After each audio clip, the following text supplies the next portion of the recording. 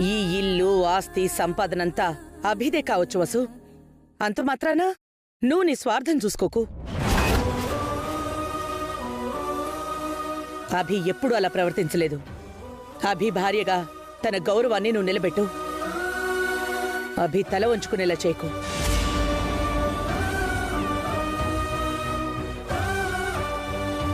తప్పు చేశానత్తయ్య, క్షమించండి. ఇంకెప్పుడు ఇలాంటి పని చేయను.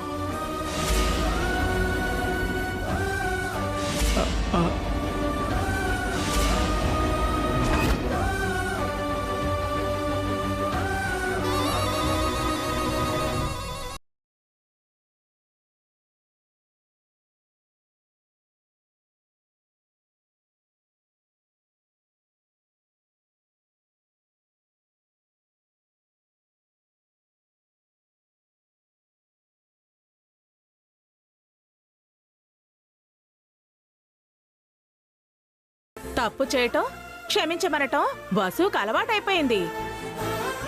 అత్తే వచ్చేసరిగా ఇంకా వసు కాటలే సాగలేండి ఆంటీ. ఎవరు తప్పు చేశారో వాళ్ళ మనస్సాక్షికి తెలుసు.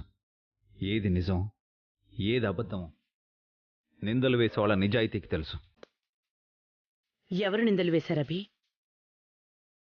మీరు నమ్ముతున్నదేది నిజం కాదమ్మా.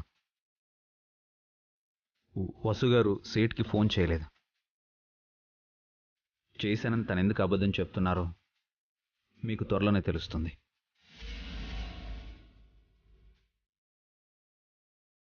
వసుగారు నా గౌరవం నిలబెట్టడం కాదు, మనందరం వసుగారి గౌరవాన్ని నిలబెట్టాలి. ఆస్తుల కోసం, నగల కోసం, చీరల కోసం ఆశపడే మనిషి కాదు తాను. ఈ కుటుంబం కోసం అవసరమైతే తన ప్రాణాలైనా ఇస్తారు. ఈ ఇంటి కోసం నేను ఆస్తిని మాత్రమే వదులుకున్నాను. కానీ వసుగారు తన జీవితాన్నే త్యాగం చేశారు. అలాంటి వసుగారిని మీరు తప్పు పడితే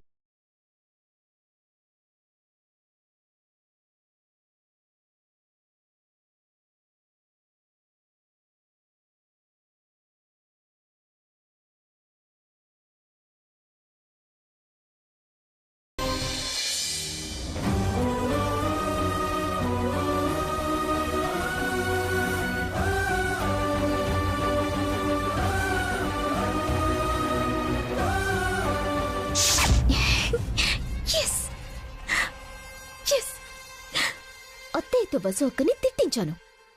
బయటి వాళ్ళ ముందు వసు అక్క పరువు పోయింది. నా కసి కోపం కాస్తైనా చల్లారాయి. అయినా వసు అక్క తనే సేట్కి ఫోన్ చేశానని ఎందుకు అబద్ధం చెప్పింది? ఎందుకు కావాలని అత్తయ్యతో మాటలు పడింది? దీని వెనక వసు అక్క ప్లాన్ ఏమైనా ఉందా? ఏమై ఉంటుంది?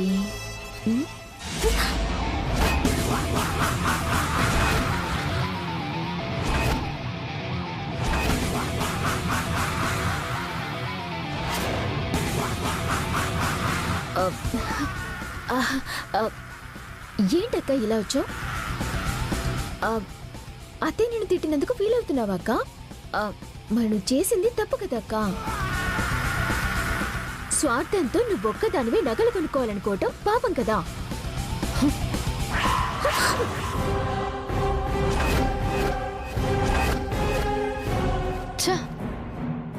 కొడదామంటే కడుపుతో ఉన్నావన్న కనికరం అడ్డొస్తుంది. ఏం మనిషి హారిక నువ్వు? ఎందుకక్క అన్యాయంగా నన్ను తిడుతున్నావు? నేనేం చేశాను? ఆపు హారిక నీ నాటకాలు. నా ఫోన్తో సేటుకి ఫోన్ చేసింది నువ్వే అని నాకు తెలుసు.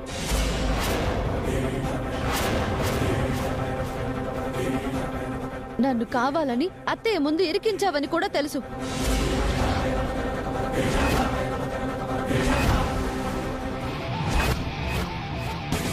నీ ఫోన్తో నేను సేట్కి ఫోన్ చేయడం ఏంటి? నేనసలు నీ ఫోన్ ముట్టుకోలేదు. ఇప్పుడే నా ఫోన్ చెక్ చేశాను. నా ఫోన్తో నువ్వు సేట్కి కాల్ చేసిన టైం కాల్ లిస్ట్లో ఉంది. ఆ టైంలో నేను అత్తయ్య గారి దగ్గర ఉన్నాను. ఆ ఎవిడెన్స్ చాలు అత్తయ్య గారు నిన్ను అసహించుకోవడానికి.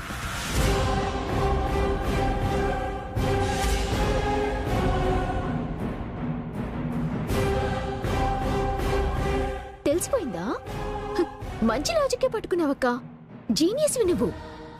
డిటెక్టివ్ తెలివితేటలు నీవి. నేను సేట్కి ఫోన్ చేసిన టైంలో నువ్వు అత్తయ్య దగ్గరున్నావు.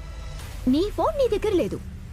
కానీ ఆ ఫోన్ నేనే మాట్లాడానని అత్తయ్య దగ్గర ఎలా ప్రూవ్ చేస్తావు? దానికి నీ దగ్గర ఎవిడెన్స్ ఏముంది? నిన్ను 2 పీకితే నువ్వే నిజం చెప్తావు. నువ్వు డిటెక్టివ్ కాదక్క, పోలీసు కూడా. కానీ నువ్వు నన్ను కొట్టలేవు, ఎందుకంటే నేను కడుపుతో ఉన్నాను కదా. ఎందుకు ఇలా చేసావు హారిక? పగ, నీ మీద కోపం.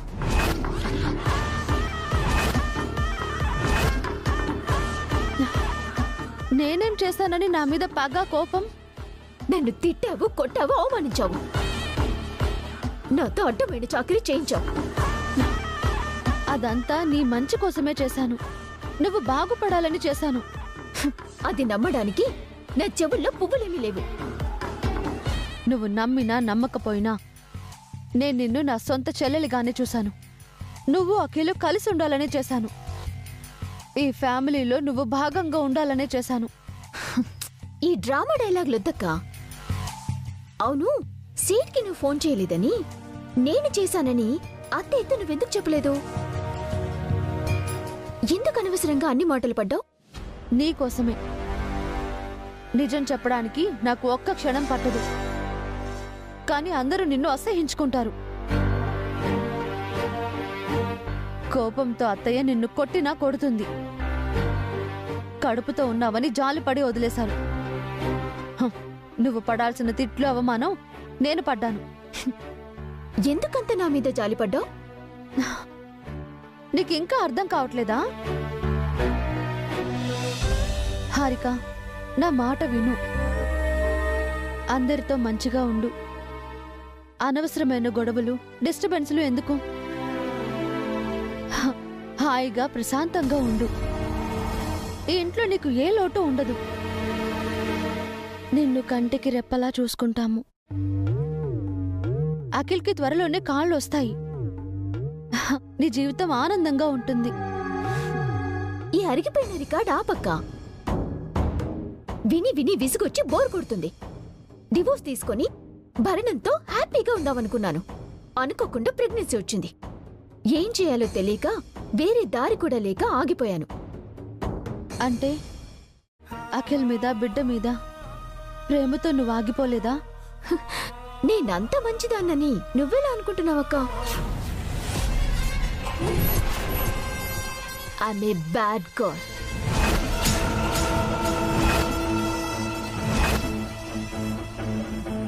నువ్వు ఊహించిన దానికన్నా చెడ్డదాన్ని నేను. కడుపులో బిడ్డ ఉన్నా విడాకులు తీసుకుంటే భరణమే వస్తుంది. ఇక్కడే ఉంటే సగం ఆస్తొస్తుంది. అందుకే ఉండిపోయాను. అఖిల్కి కాళ్ళొచ్చినా రాకపోయినా నాకైతే ఆస్తొస్తుంది కదా అనుకున్నాను. అదే టైంలో అత్తయ్య గారు వచ్చారు. ఆవిడ నిన్ను పొగట్టం, మెచ్చుకోవటం నాకు నచ్చలేదు. అందుకే అత్తయ్యతో నిన్ను తిట్టించాలనుకున్నాను. నీ మీద పగ తీర్చుకోవాలనుకున్నాను. ఇక నుంచి అదే పనిలో ఉంటాను. రోజు నీకు రక్త కన్నీరు, నాకు చల్లని పన్నీరు.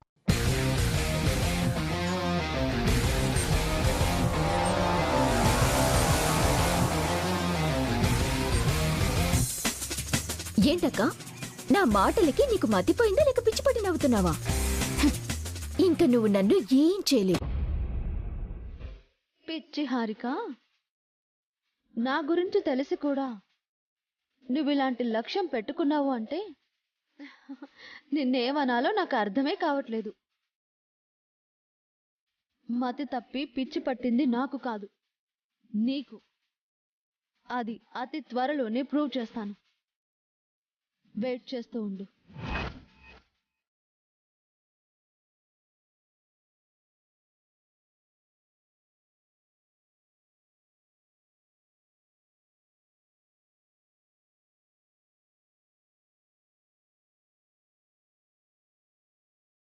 బస్సు అక్క ఏం చేయబోతుంది?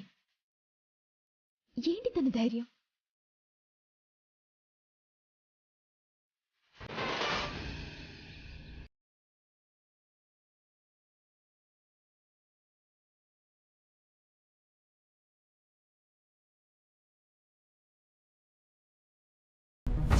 నువ్వు సేట్కి ఫోన్ చేసావా లేదా?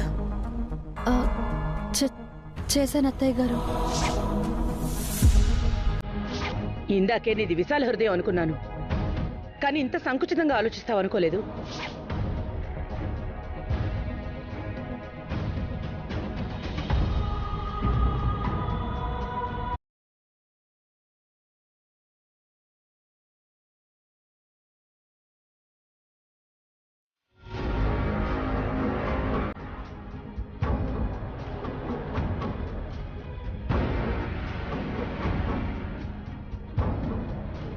ఏంటండి మీరు ఇంకా ఇంట్లోనే ఉన్నారు?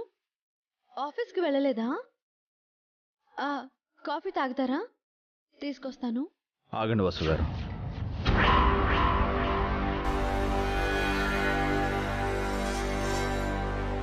కాఫీ అక్కర్లేదా? కారణం కావాలి. కారణం ఏంటి? చెయ్యని తప్పుని మీరెందుకు ఒప్పుకున్నారు? చెయ్యని తప్పేంటండి? మీరు నగల కోసం సేట్కి ఫోన్ చేయలేదని నాకు తెలుసండి. చేశానండి.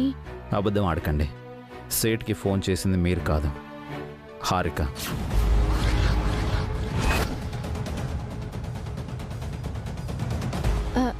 లేదండి, నేనే చేశాను. బన్నీ మీద ఒట్టేసి చెప్పండి.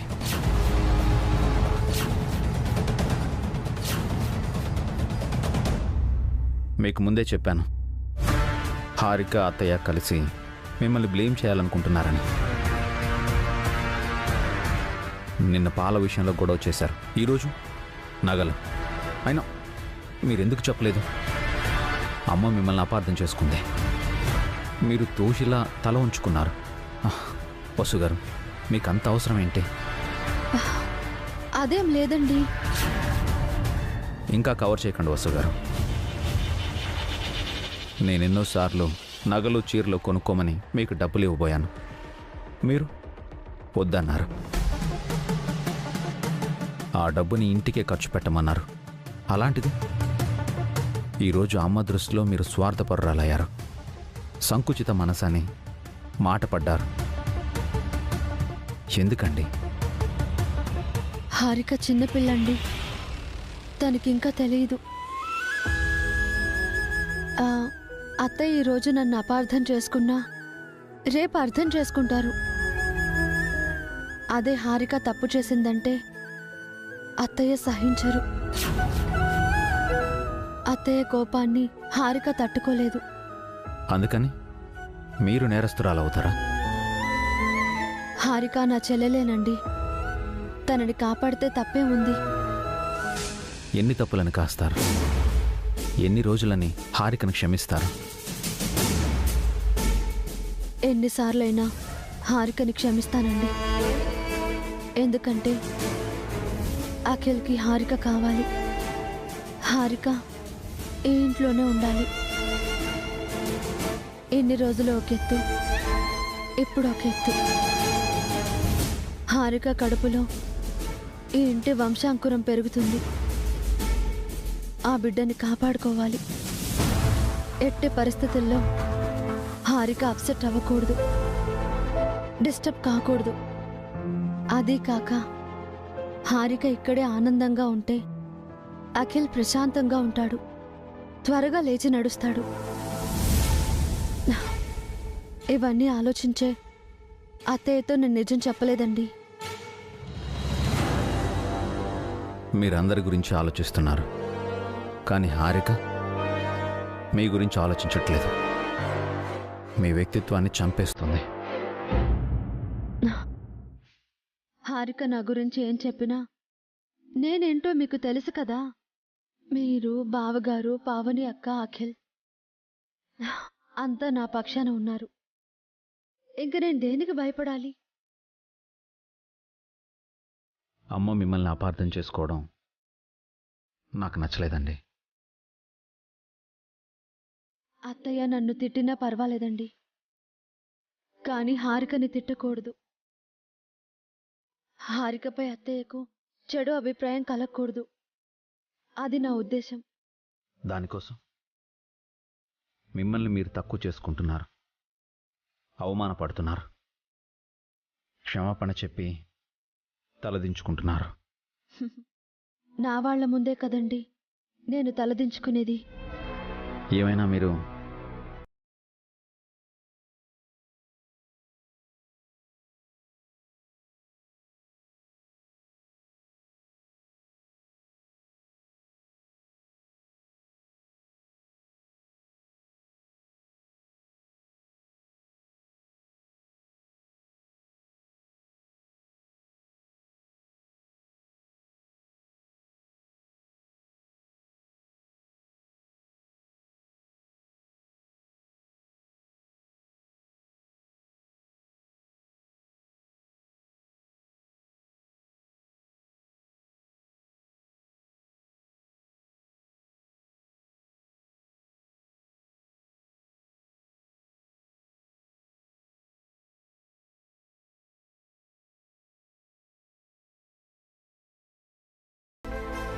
మరి అంత నమ్మకం మంచిది కాదేమో.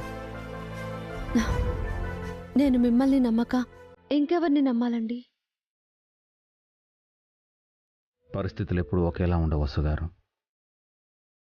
ద్వేషంతో కోపంతో ఉన్న మనుషులు ఎలాంటి పరిస్థితులనైనా క్రియేట్ చేస్తారు.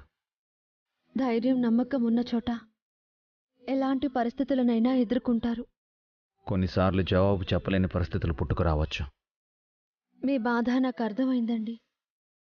నేను జాగ్రత్తగా ఉంటాను. అంటే నా ఉద్దేశం, అన్నిసార్లు నేను మిమ్మల్ని కాపాడలేకపోవచ్చు వసు గారు. జవాబు లేని ప్రశ్న పుట్టొచ్చేమోనండి. నన్ను మీరు కాపాడలేని పరిస్థితి అయితే రాదండి. నాకు ఆ ధైర్యం ఉంది. మీరేం వరి అవ్వకండి, ఓకేనా?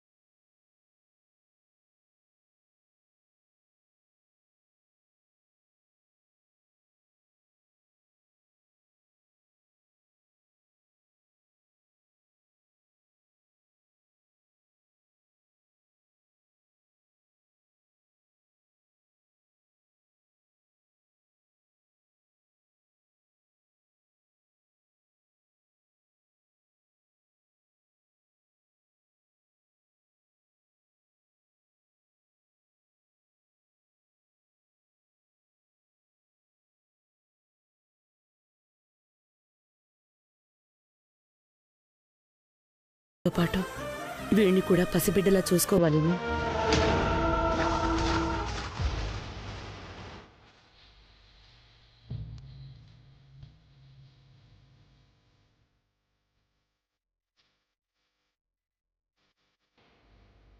రెండు దినా, ఎలా ఉన్నారు?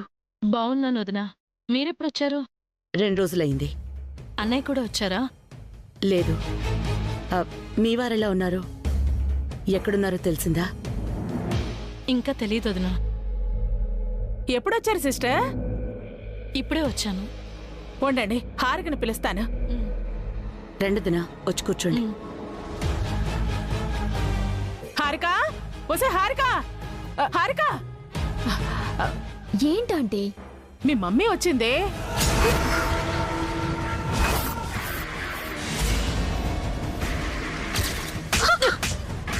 ఒకడిని పెళ్లి చేసుకొని ఇంకొకరితో తల్లి కావటం ఎంత నీచంగా అసహ్యంగా ఉంది. నీ ముఖం నాకు చూపించుకో. ఇక్కడి నుంచి వెళ్ళిపో.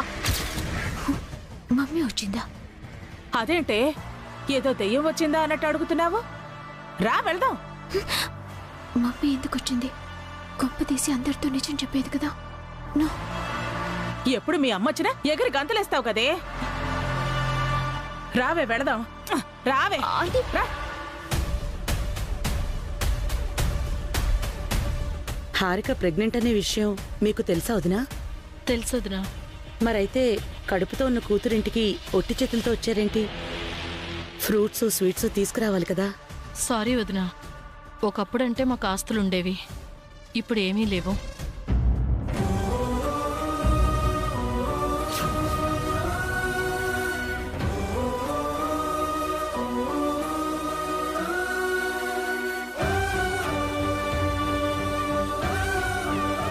ఏంటి ఇవిడ డల్గా ఉంది?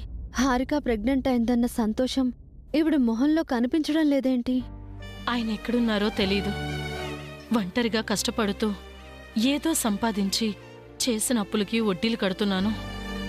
హారికకి తీసుకురావడానికి నా దగ్గర ఏమీ లేవు.